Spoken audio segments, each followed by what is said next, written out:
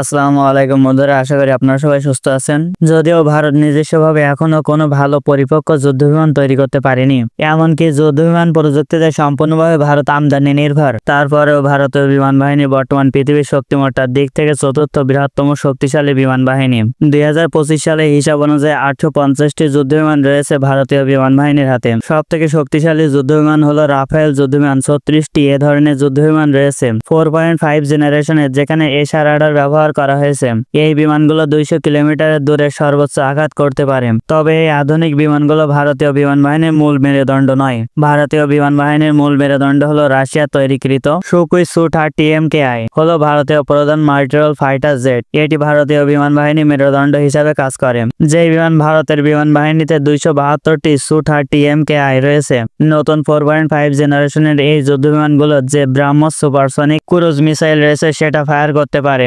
এছাড়াও রাশিয়া তৈরিকৃত বিখ্যাত যে R-37 লং রেঞ্জের এয়ার টু এয়ার মিসাইল রয়েছে সেটাও ফায়ার করতে পারে। ভারতের বহরে আধুনিক 40টি MK-1 তেজাস জেট ফাইটার রয়েছে। তার থেকে মিরাজ 2000 ফ্রান্সের তৈরিকৃত যুদ্ধবিমান রয়েছে পুরানো, সেইগুলো বেশি শক্তিশালী মনে করি। মিরাজ 2000 রয়েছে 50টি যুদ্ধবিমান, 130টির মতো জ্যাগুয়ার যুদ্ধবিমান রয়েছে। এছাড়াও রাশিয়ার বিখ্যাত যে MiG-21 বিসন রয়েছে সেই বিমানও রয়েছে 50টি। সার্বিক দিক বিবেচনা করলে ভারতের বিমান বাহিনীর একটা বড় যুদ্ধ বিমানের বহর ক্যারি করে। পাকিস্তানের সাথে কম্পেয়ার করলে এটা একটা মেজর পাওয়ার, বিশেষ করে যখন এই সকল যুদ্ধ বিমানকে সরাসরি প্রোটেকশন দেবে অন্তত 4টি S-400 ইউনিট। যে 4টি S-400 ইউনিট সরাসরি পাকিস্তানের মূল ভূখণ্ডের মোটামুটি পুরোটাই ক্যাপচার করে। যদিও পাকিস্তান চীনের বিভিন্ন সমরাস্ত্র ব্যবহার করে, তবে যুদ্ধ বিমানের ক্ষেত্রে পাকিস্তানের মূল ভরসা ছিল যুক্তরাষ্ট্রের তৈরিকৃত F-16 যুদ্ধবিমান। পাকিস্তানের বহরে এই ধরনের 85টি যুদ্ধবিমান ছিল, তবে যুক্তরাষ্ট্রের রাডার কন্ট্রোল এবং ফায়ার কন্ট্রোল সিস্টেম লক করে দেওয়ার জন্য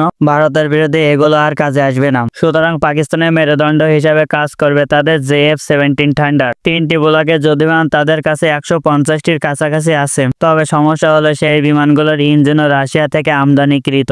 যুদ্ধের সময় কোনো ধরনের রিপ্লেসমেন্ট এর জন্য কোনো পার্টস পাওয়া যাবে না। এমন একটি ক্রিটিক্যাল সময়ে চীনের জেট-NC পাকিস্তানের একমাত্র আশা ভরসা এবং মেরুদণ্ড হিসেবে যুদ্ধক্ষেত্রে দাঁড়িয়ে রয়েছে। 30টি জেট-NC চীনের কাছে অর্ডার দেওয়া হয়েছিল। নিশ্চিতভাবে এখনো তথ্য নেই যে কতগুলো ডেলিভারি দেওয়া হয়েছে, তবে ধারণা করা হয় এর সংখ্যা 14 থেকে 16টি হবে। যুক্তরাষ্ট্র এবং রাশিয়ার কোনো অস্ত্রে ভারতের বিরুদ্ধে ব্যবহার করা যাবে না, এটাই হলো বাস্তবতা। চীনের অস্ত্রের বিকল্প কোনোভাবেই নেই ভারতের আধিপত্য বিস্তার মোকাবেলা করার জন্য, সেটা আবারও প্রমাণিত হয়েছে। জরুরি পরিস্থিতিতে চীন পাকিস্তানের পাশে দাঁড়িয়েছে এবং নজিরবিহীনভাবে চীন সরকার তাদের নিজস্ব বিমান বাহিনী থেকে জরুরি ভিত্তিতে অর্ডার ছাড়াই 100টি লং রেঞ্জের যে PL-15 মিসাইল রয়েছে সেটা পাকিস্তানকে দিয়েছে।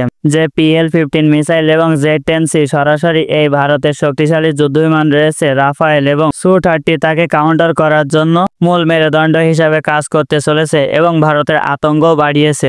এর পূর্বে চীনের কাছ থেকে ক্রয়কৃত এই PL-15 মিসাইল পাকিস্তানের কাছে 120টি ছিল। নতুন করে জরুরি ভিত্তিতে চীন আরও 100টি ডেলিভারি দিয়েছে। ভারতীয় বিমান বাহিনীতে ব্যবহৃত অস্ত্রে MK-1 রয়েছে মিসাইল যার রেঞ্জ হলো 110 কিলোমিটার, কিংবা MBTA মেটর রয়েছে যা রাফায়েলে ব্যবহার করা হয়, সেটা রেঞ্জ হলো 200 কিলোমিটার। তবে PL-15 রেঞ্জ হলো 300 কিলোমিটার। আপনি বলতে পারেন আকাশে উড়ন্ত S-300 এটা। চীনের এই PL-15 এর যে গাইডেন্স সিস্টেম রয়েছে এবং টার্গেটিং সিস্টেম রয়েছে সেটাকে নিখুঁত করার জন্য এই মিসাইলের ভিতরে ছোট একটি এশা রাডার লাগিয়ে দিয়েছে, যেটা জেট ফাইটারের মতো কাজ করে, তার টার্গেটকে শনাক্ত করে। এর গতিও কিন্তু খুব বেশি, মাক 4 শব্দ থেকে 4 গুণ দ্রুত গতিতে জেট ফাইটারের দিকে ছোটে, যেখানে জেট ফাইটারটির গতি সর্বোচ্চ মাক 2 এর বেশি হয়ে থাকে না। পাকিস্তানের দাবি অনুসারে F-17 থান্ডার থেকে এটা ফায়ার করা যায়, তবে সামরিক বিশেষজ্ঞরা বলেছেন এটা কার্যকর হবে না, কারণ তার রাডার সিস্টেম খুবই দুর্বল। জেট-NC তে এটা খুব ভালোভাবে কার্যকর হবে,